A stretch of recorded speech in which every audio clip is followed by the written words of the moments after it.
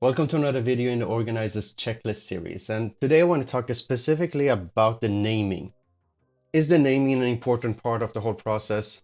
Yes and no. There are events that have terrible names and are successful, and there are events that has great names that are unsuccessful. However, the whole process is quite difficult as it is, so we just want to stack everything to our favor, and a good name can make a big difference. What I want to talk about in this video is the sound of your name, the associations you can create with your name, the things to think about around the design, the practicalities around the name, how to use a tagline to enhance your name. And one that I really enjoy is how can you play with the name. So make sure you stick around to that. And I want to end with a few ideas on how you can brainstorm around good names and also how to use ChatGPT to support you in the process of name. But before we get into that, why should you even listen to me? Together with my team, we organize over 96 different workshops and festivals and contributed to local communities with our dance schools. And it's just a fancy way to say that we've survived a lot of failures and just want to help you make different ones. And my goal is to help you grow so that whenever you're ready to automate more of the planning, the booking, and the marketing steps, that you consider the software we are building. This QR code is taking you to a video where I describe the project. I hope you go and watch that as well, and maybe even join the interest list. That would help me a lot. Now, the first thing I want to talk about is the sound of your name. And this is something I learned from Evan Pagan, and he brought in a very interesting perspective where he talks about, instead of creating an easy to remember name, think about creating a hard to forget name. And the way you do that is to tap into the phonological loop. And the way we do that is to use alliterations, rhymes, or rhythm. For example, with Swing Step, we use the alliterations by having these similar sounding S sounds in the beginning of the words. The same thing with Swing Summit. Now, personally, I haven't used rhymes in names, but using ChatGPT, I quickly came up with Swing Fling or Hop to the Top or Swing and Spring, which actually there is an event in Göteborg that is called Swing and Spring. Rhythm is sort of the cadence of the name as it sounds as you speak it. So Cirque du Solo has a cadence to it. At the Chase has a cadence to it. Associations are really important. This is by no means an exhaustive list, just a few ideas that comes from what we've been working on. And if you think about creating a sense of result that they can expect from the name. So Boost is a workshop that we organize where the idea is that the classes and the practice happening at the event. So it's not about you come there, you get some inspiration, you get your recap video, and hopefully at home you start practicing it. But we embed the practice inside of the event. So we have 6 to 8 hours of classes per day where you take a little bit of class, you have time to download that and sort of practice that, and then take a class, download, practice, and repeat. So when you go home, you feel boosted, you feel like you have actually improved your dancing to another level. Full Event is, as a name of the software, gives you the indication that our goal is to help you a lot also with the marketing aspect, so that you can experience more participants in each of your classes or events. Associations to places. Summer in Berlin indicates this idea that you spend the whole summer in Berlin taking classes every day, but also experience all the other things of that urban experience. Swing Step Hansa has to do with the Swing Step team coming to Hamburg. Swing Summit has to do with us going, everybody together, to the mountains of Ardèche and being in a very small area together, so the summit and the mountain is the association thing going on there. I brought up status because this is an important one, and one of the places we did probably one of our bigger mistakes in our years. And whenever you're claiming something that has a status, you need to make sure you can live up to it or have earned it. Like a championship, for example, you need to make sure that if you call yourself the European Swing Dance Championship, that you can actually live up to that. Now, that was an event I feel like they really did a great job there, but understand that, for example, in the ear of a non-expert or somebody not from the community, the European Swing Dance Championship sounds a lot bigger than Savoy Cup, for example, which is another competition that is, I would say, in terms of competition and people participating, equally leveled, so to say. So you need to make sure you have earned that or can represent that fairly. This is, for example, where I made a big mistake. I listened to a PR expert who said, reporters love big sounding names, so go get the German Swing Dance Society or create that association. And I thought I'm gonna get more PR and grow our community, so I went and did that. And not only didn't the PR come, but I managed to piss off a bunch of people in the German swing scene, because of course I claim something that I don't own, so to say. So that was a big lesson. But you always have to be careful when you claim such status level, ownership, and so on. And fortunately, I think the community as a whole has gotten better in understanding the sensitivity around this that we need to develop.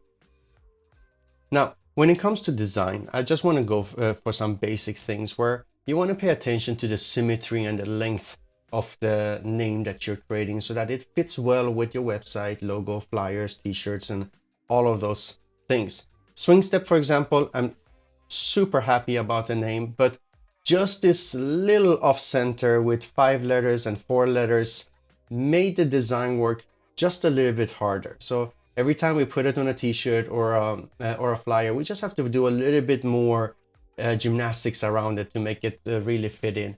The same problem is going to be with the, for example, full event, but with Chase Festival, for example, now the words are long enough. You could play with this differently. You can have Chase being the main thing. The festival is not the most important word in it, so you can put it a little bit underneath, so to say, so you can play around with it differently. But think about the design component of your naming. Then comes the practicalities. Is the URL available? Are there other events with the same name? And how is your communities overlapping with these names? And I would say the lessons I've learned here is that whenever you have an international event, make sure to get the .com version of that name, or in that process you discover if there's somebody else who have already occupied that name. We had this challenge with Swing Summit. I was delighted to find that the .com was available. Couldn't find it in any search engines that I was looking for. And so I booked the name, we created the festival, people come. A few years later, I got an email from somebody in Canada who felt upset because they've been calling their event Swing Summit for some years, but they didn't bother to get the .com version. They just had a subdomain on their regular website. And the thing is, these are not necessarily showing up everywhere. Search engines doesn't work like that. You don't get an exhaustive list. You get a curated list that is suitable for your region and locale. So it's very hard to actually get an exhaustive picture of what's out there. So one way you do that is to make sure you get the .com, make sure you are on different event planners and present in the community with your name, so people know that you are working on identity around this. So this is something that is important. Now, in the case of Swing Summit, we decided that our audiences are separated enough that it shouldn't be a problem for them or for us. So we ended up both keeping our names, but it does make a difference. Tagline can add a lot of meaning to the name. So Swing Summit, the tagline, this is not a holiday, or Intensely Lindy Hop workshop. We play with these different things, but it's sort of, the concept was that we're taking care of everything. So it almost feels like a holiday. I mean, almost, it is a holiday. We have a pool, food is taken care of, everybody's staying at the same place. But we wanted to plant a seed in their mind that you're there to work on your dancing, not just chilling. And this became a running gag that I will come back to later. Merge Labs GmbH is the company I founded that is behind Full Event. And just alone, Merge Labs doesn't have any meaning. So people were asking all the time, why this name is so weird. And when I add the tagline, technologies for shared experiences, suddenly had a lot of purpose and meaning to it. Labs and technologies sort of associate to each other. Merge and bring people together has some association. So that made a lot of sense again. Boost, a Lindy Hop boot camp. The idea of boot camp being something intense. And now today I wouldn't necessarily go for military concepts like that, but yeah, that gave that association that we wanted. Chase Festival, inspiration from vintage clips. One of the things that made the Chase Festival so unique was that we were asking the teachers to connect every lesson to a vintage clip, and we provided a projector so they could show the participants this vintage clip. So there was always this association to history that way. Now, we also rotated taglines to give a little bit more sense of the specific topic of each year, but that worked really nice for us.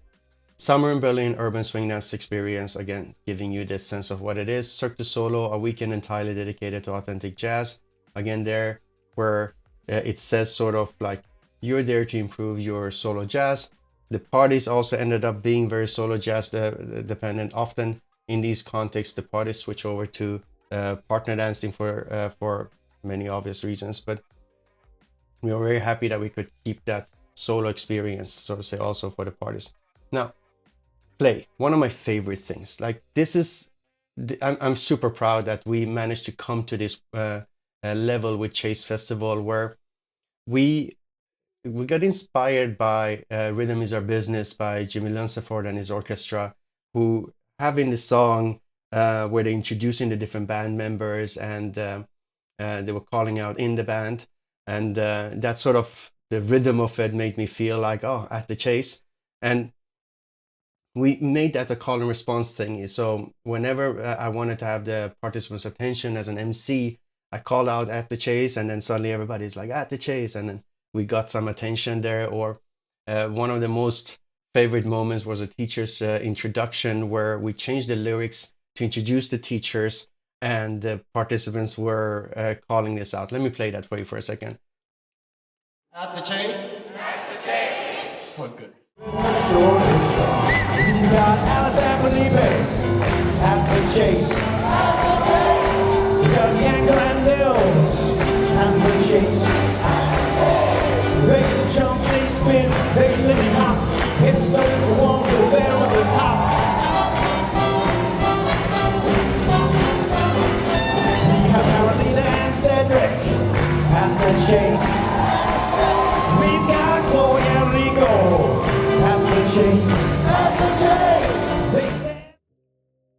Yeah, so that was a beautiful moment to have this playoff with the teachers. Now this year we ended up having so many teachers, it was quite long, but already from one of the earlier editions when we had a smaller lineup, you know, we could highlight each teacher with some matching lyrics, and just writing the lyrics was a fun thing. Collaborating with amazing bands like Professor Cunningham and his Old School, and having them actually play the song that way was beautiful. It just creates a magical moment. This is not a holiday thing about Swing Summit, so it became a running gag at the event. The moment somebody was chilling at the pool, we were like, this is not a holiday. Or, you know, when people were tired, they're like, yeah, this is not a holiday. But I really love this video created by Fredrik, who basically made the holiday part of it really stand out, and it's beautiful. You can watch it if you go Swing Summit 2016 on YouTube, but also I'll link it for you. You can watch that. Now, of course, I'm curious about what your favorite event names or school names are, so feel free to put that in the comment section so we can see that together. But I want to walk you through a process to help you come up with your names. And basically, you just take different associations and you try mix and matching in different ways until you come to what is something you like. So a step name or part of a step name, like Chase, for example, and then what kind of event is it? So is it a festival, workshop, and so on. You can just combine that way, or associate to something you like food and what dance is it. So Bagel Blues, for example, was one that I saw online recently. How to feel on body parts, Happy Feet, for example, or when is the event, so time of the year, a specific holiday, whatever, and a movement, Christmas Jump. So these are actual events, not by me, but general. I think Happy Feet is a dance school in Denmark, for example. But you can think about them in many different things, like indications to history in some way, something around the music, something about the group that is organizing this, the location you're in, what people can expect, a historical relevant place, Savoy Cup, for example. Who is this for? What kind of identity do you want the participants to have who come there? what's unique about it, historical relevant artist, popular expressions, like you can take each of these and sort of brainstorm some words around that, take another one, brainstorm some words around that, and then sort of try to combine them together to see if you come up with something you like. And then you can go over that with layers like, is there alliterations in it? Is there rhymes in it? Can I play with the cadence of it? But you can also take ChatGPT as a helping tool for that. But for ChatGPT, there is a best practice around how to use it so you actually get helpful result. And I want to walk you through the version I'm taking. And first of all, I start with dedicating a chat entirely for this kind of communication. So a chat in ChatGPT has one of these bars, and you can continue within that chat, talk about the topic, and you can make multiple chats for different topics. And there you want to sort of give it some a specific role. So here, for example, I say, I want you to act as a copywriter for my dance school, and I'm gonna feed you some text.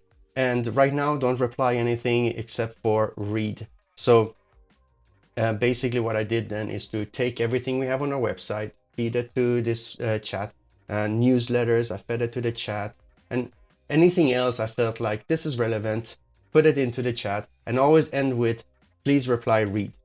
Please is important because when AI takes over, we want to be their friends, right?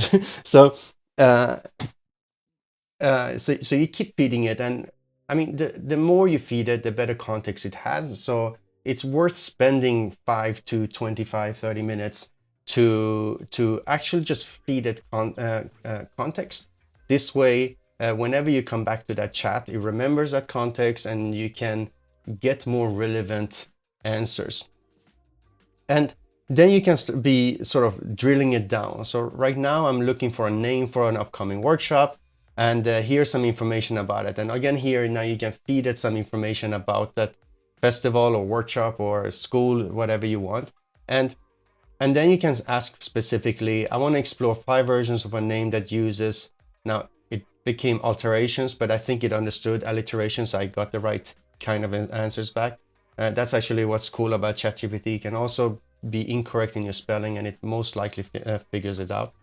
Give me 5 versions that uses rhymes, versions that play with the fact that the workshop is in Heidelberg.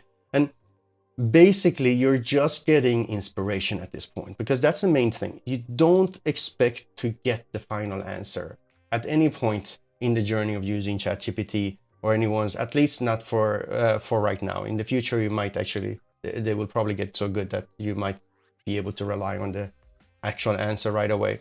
But it gives you sparks and ideas, and then you can start doing this multiple rounds. So you take a few ideas, you say, I like these, play around with these ideas. So you can continue that. And then, or maybe you just have one part you like and you want to have matching symmetrical words that sort of have a certain feeling or context, and you ask for that specificity, and you just use it for brainstorming. And the final result might not having to do anything with what you got from ChatGPT, but that process just helps you have a team of people who brainstorms with you, and then you make a creative final decision.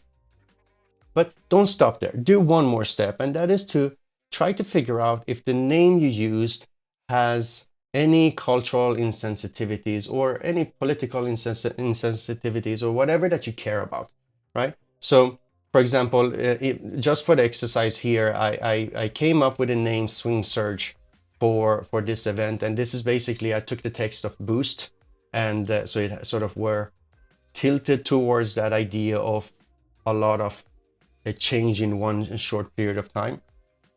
And just for this exercise, I also wanted to check that Swing Surge doesn't have any insensitivities. And it actually found an interesting point of like, well, in the period of COVID, anything that has to do with a lot of virus surging and so on, you might want to be careful about that. But otherwise, it generally has a positive annotation, so you don't need to worry about it. But when it comes to swing dancing, for example, I would say what's unfortunately happening still too much is names that associate swing and monkey, swing and gorilla, and for example these names. And I don't want to get into that here, but you can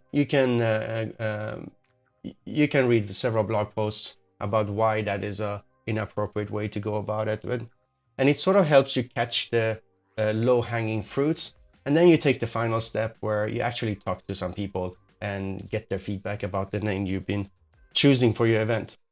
Now, if you're watching this on another platform, you can see the whole playlist that I'm creating around these videos here on YouTube, so go and check that out.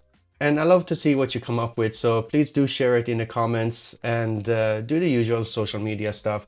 Share, subscribe, like, all the good stuff. And if you want my input on this, I'm happy to help. Right now, I just want to build a relationship to learn more about your events so I can use that knowledge to improve our software. All right, I'll see you in the next one.